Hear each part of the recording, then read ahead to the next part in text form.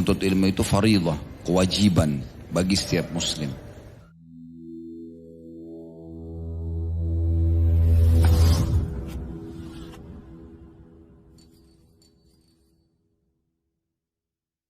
Assalamualaikum warahmatullahi wabarakatuh. Pernah dengar nama Zubaidah, julukan ini ya. Namanya dia Amatullah. Ini adalah seorang ratu, istrinya Harun Rashid. Harun Rashid ini seorang khalifah di zaman Abbasiyah. Biasanya kami kalau lagi city tour di Mekah, lagi umrah, biasanya saya sampaikan kisah beliau. Karena kalau Bapak Ibu lagi umrah satu waktu, kalau dari Arafah menuju ke Muzdalifah, kita biasa lewatin tuh di sebelah kanan jalan, umumnya bus-bus lewatin ada satu kayak benteng kecil, kayak tembok itu panjang sekali. Itu dulu dibuat oleh Zubaidah. Sebenarnya Zubaidah ini julukan ya, artinya ini terjemahnya mentega, ya, mentega. Karena ini putri ini namanya Amatullah, sangat cantik, kulitnya sangat bersih, orangnya putih, cantik lah dia, sempurna secara fisik. Dan dia juga baik akhlaknya, baik juga imannya, suka sekali sedekah. Tidak ada satupun kesempatan jihad, kesempatan bangun masjid, bantu orang susah, gali sumur, kecuali dia ikut. Terkenal sekali. Sampai semasa hidupnya pun orang sudah pada jadikan buah bibir, bahasanya itu Zubaidah ini pasti masuk surga. Sampai pernah dia di antara kota Taif sama kota Mekah itu banyak sumur-sumur. Per 1 kilometer atau 1,5 kilometer itu ada sumur. Nah itu dibangun oleh dia yang gali itu. Sampai sekarang masih berfungsi sumurnya. Sudah ribuan tahun ini, Masya Allah, Allah berkahi. Jadi dia buat dari Irak, karena dulu kerajaan Abbasiyah pusatnya di Irak. Jadi dia buat dari Irak supaya memudahkan jemaah haji, itu ambil air dari situ. Kemudian kan mereka dulu tidak ada kios-kios kayak kita sekarang jual air. Jadi mereka ambil dari sumur. Ya, kemudian habis lagi, mereka jalan lagi, isi lagi di sana, begitu terus sampai ke Mekah. Nah yang saya bilang kayak benteng antara Arafah sama Muzdalifah itu juga dibuat dari uang pribadi beliau, dan beliau bayar beberapa ratus ekor unta itu untuk mengangkat air zam-zam dari Masjidil Haram, ditaruh di situ sehingga diminum oleh jemaah haji gratis. Itu begitu luar biasa amalnya dia, dan masih banyak amal-amal lainnya. Tapi ada sebuah kisah saya temukan dalam beberapa buku disebutkan, waktu Zubaidah ini meninggal, ponakan kesayangan dia mimpi. Kan dalam mimpi nggak bisa direkayasa, karena pasti terjadi begitu saja. Komunikasi pun kita nggak bisa atur gitu ya.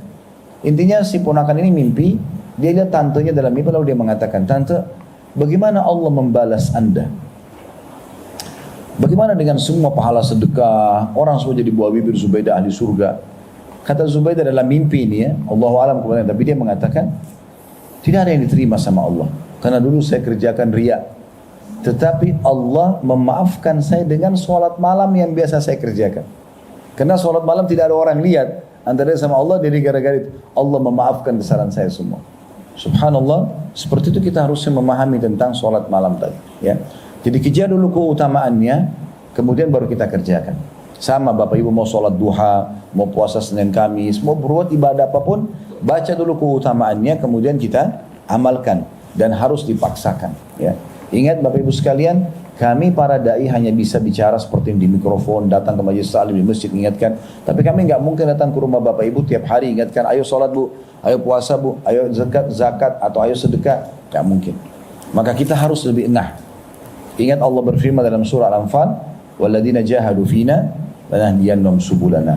Orang yang memaksakan diri menuju ke jalan kami akan pandu dia ke jalan-jalan kami. Ya. Jadi yang kedua, kita istiqomah ya. Jadi yang pertama berilmu, yang kedua amalkan isi ilmu itu. Tanya diri ibu dan bapak sekalian, kalau bukan sekarang lalu kapan saya amalkan? Mau tunggu ajal datang baru mau amalkan? Nanti bapak ibu hanya nyesal. Oh iya, saya pernah dengar dulu sholat malam tapi saya nggak kerjain. Saya pernah dengar dulu sholat duha tapi saya nggak kerjain. Saya pernah sedekah, saya pernah tahu keutamaannya tapi saya tidak kerjakan. Ini nyesal sendiri nanti. Yang ketiga, ini tidak kalah penting, komunitas untuk istiqomah. Butuh komunitas. Harus kita duduk sama teman-teman yang baik-baik semua. Nah kayak gini Bapak Ibu lagi duduk ini, terutama ibu-ibu, adalah inilah komunitas kita sekarang. Komunitas majelis taklim. Orang-orang baik itu di majelis taklim dan di masjid. Bukan di karaoke, bukan di diskotik. Nggak mungkin orang baik di situ, susah. Dalam pandangan agama ya. Karena pasti bersahabat sekali tuh. Musik, minuman keras, perzinahan, tambah judi. Itu sahabat sekali tuh. Kayak satu paket gitu. Sekali masuk diskotik ya sudah. Berarti dekat dengan khamar, dekat dengan zina, itu kan dekat semua itu. Sama di majelis ilmu. Berarti dekat dengan iman, dengan ilmu, dengan amal soleh. Pasti itu sahabat semua itu. Maka kalau kita sudah hijrah menjadi orang lebih baik, wajar. Berarti komunitas kita pun harus berubah. Tetap kita kenal teman-teman lama, tapi bukan menjadi sahabat kita lagi. Gak bisa. Karena kata Nabi SAW, Al-mar'u ala dini khalili. Seseorang akan sesuai dengan agama sahabatnya. Itu penting, hati-hati. Sahabat kita. Kalau Bapak Ibu duduk di majelis ilmu seperti ini, sejam kita duduk. Masya Allah sekarang sudah sekitar jam 2. Kita duduk seperti ini. Dengarin ayat, dengarin hadis, dengarin kisah. Pasti beda keadaannya dengan sebelum kita hadirkan. Pasti beda, nggak mungkin sama. Mustahil. Pasti ada perubahan. Tingkatan level iman kita akan lebih bertambah. Itu pasti. Tidak mungkin tidak.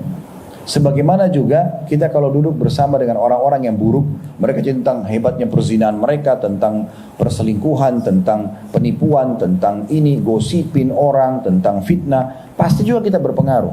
Manusia itu sensitif. Saya sering kasih contoh di pengajian Bapak Ibu sekalian.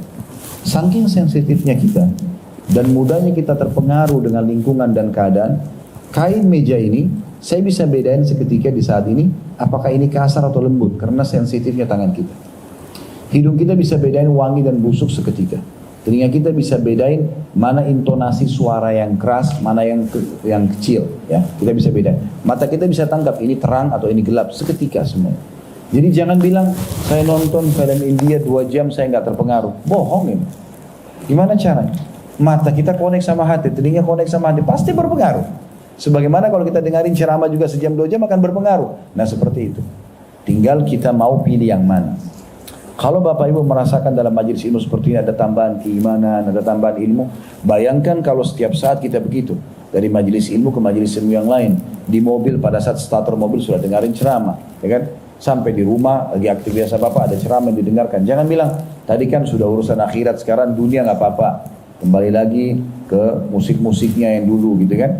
Akhirnya berpengaruh lagi, berefek lagi. Jadi tidak berimbang antara iman sama dosanya nih ya. Maksudnya bukan tidak berimbang. Memang tidak bisa bertemu. Amal soleh punya kenikmatan, dosa punya kenikmatan, tapi nggak bisa ketemu. Nggak mungkin bisa ketemu gitu. Kalau Bapak Ibu masih beramal soleh, tapi juga masih buka pintu dosa, nanti nggak enak di sini, nggak enak di sini. Saya kasih contoh. Kalau seandainya ada orang sholat subuh, dia sholat subuh, tapi dia malamnya mabuk, dia buat dosa mabuk, dia sholat subuh. Sekarang antara dia mabuk, tapi sebentar saya mau subuh nih, nggak enak. Sholatnya terganggu, mabuknya terganggu, kan gitu. Ada orang pakai hijab syar'i, tapi dia masih buka pintu pacaran, dosa. Misal, dia nggak enak, dia mau dipegang, dia nggak enak, terganggu. Karena ini dosa, terganggu dengan pakaian dia juga. Nggak bisa ketemu ini, nggak mungkin ketemu. Ya. Dan kalau Bapak Ibu sudah, ini timbangan ya, kalau amal solehnya sudah Bapak Ibu nikmatin dan istiqomah di situ 100%, jangan setengah-setengah. Hijrah 100%. Jadi orang baik sekaligus, jangan setengah-setengah. Jangan masih ada noda-nodanya, nggak usah, sekaligus berubah gitu. Maka nanti akan kita rasakan rasa tidak suka terhadap dosa itu. Contoh misalnya, kita ambil contoh sini mungkin yang paling sederhana, ibu-ibu sudah pakai jilbab misalnya. Sudah istiqomah dengan jilbab tersebut, sudah merasa nyaman. Kenikmatan ibadah itu sudah ada. Nanti kenikmatan dosanya, buka jilbab hilang. Karena memang sudah dinikmatin ini ya. Kapan ibu duduk di rumah, terus tiba-tiba ada laki-laki bukan mahram nyelonong, ibu lagi nggak pakai hijab, ibu ketakutan, sembunyi, merasa bersalah karena dilihat sama dia. Itu karena sudah ada kenikmatan amal soleh itu. Kita jadi nggak suka lawannya, buka aurat itu kita jadi nggak suka. Nah kita balik sekarang. Kalau ada orang justru buka aurat, nggak ada malunya, semua pakainya kurang kain gitu kan? Ya celana pendek, ya bajunya, semuanya kelihatan auratnya. Orang seperti ini dan dia nikmati itu. Misalnya, maka lawannya ibadahnya tutup aurat dia benci. Kok orang itu pakai hijab, gak panas apa itu? Nah dia gitu. Jadi nggak bisa ketemu seperti minyak sama air gitu. Kalau Bapak Ibu gabungkan keduanya, masih buka amal soleh, masih buka juga pintu dosa, nah kan dua-duanya nggak nyaman. Harus pilih salah satunya. Nggak bisa tidak. Mau orang bilang apa? Kamu berubah ya, kamu so alim. Biarin aja orang ngomong, nggak apa-apa. Lidahnya semua ucapan orang pujian atau cacian hanya sepanjang lidahnya. Apa yang kita khawatirkan? Kita dicaci maki pun cuma sepanjang lidahnya. Kita dipuji-puji cuma sepanjang lidahnya. Untuk apa kita khawatir? Kita harus selamatkan diri kita sendiri. Kalau kita nggak selamatin maka tidak bisa. Komunitas penting, hati-hati. Ya, penting sekali. Pengaruhnya sangat besar. Jadi kalau Bapak Ibu sudah hadir dalam majelis ilmu seperti ini, sudah mulai, itu biasa memang. Kita akan berubah komunitas. Teman-teman kita yang dulu ajak kita selalu ke diskotik, ke bar, ke maksiat, kita sudah merasa nggak nyaman sama mereka. Mereka pun nanti tidak nyaman sama kita. Tapi kalau mereka telepon jangan tidak jawab. Assalamualaikum, jawab. Ya, Waalaikumsalam. Ayo kita ketemu di diskotik ini. Oh maaf, saya sekarang sudah ikut pengajian, saya sudah taubat. Oh kamu so alim, nggak apa-apa, yuk ikut pengajian saya. Maka 2 kali dia nggak akan telepon lagi. Tapi kalau kita nggak jawab teleponnya, nanti ditelepon terus, gitu kan? Jawab, ajak mereka, siapa tahu menjadi penyebab hidayahnya. Jadi ini yang ketiga, kiat istiqomahnya. Ilmu yang pertama, buat simbol, tidak ada hari tanpa ilmu. Yang kedua, amalkan dengan cara memaksakan dan baca keutamaannya. Yang ketiga, bentuk komunitas. Dan yang terakhir, yang keempat adalah selalu berdoa kepada Allah Subhanahu Wa Taala agar diistiqomahkan di atas jalan Allah Subhanahu Wa Taala. Jadi ini bahasan tentang kesempatan kita kali ini. Dalam pembukaan tadi sudah kita jelaskan tentang bagaimana cerdas mengatur amal-amal soleh itu. Kemudian kita sudah sebutkan poin pertama dalam bab ibadah, yaitu masalah wudu. Baik, kalau ada benar dari Allah, ada salah dari saya, mohon dimaafkan. Subhanakallahumma bihamdika, asyhadu an la ilaha illa anta astaghfiruka wa atubu ilaik.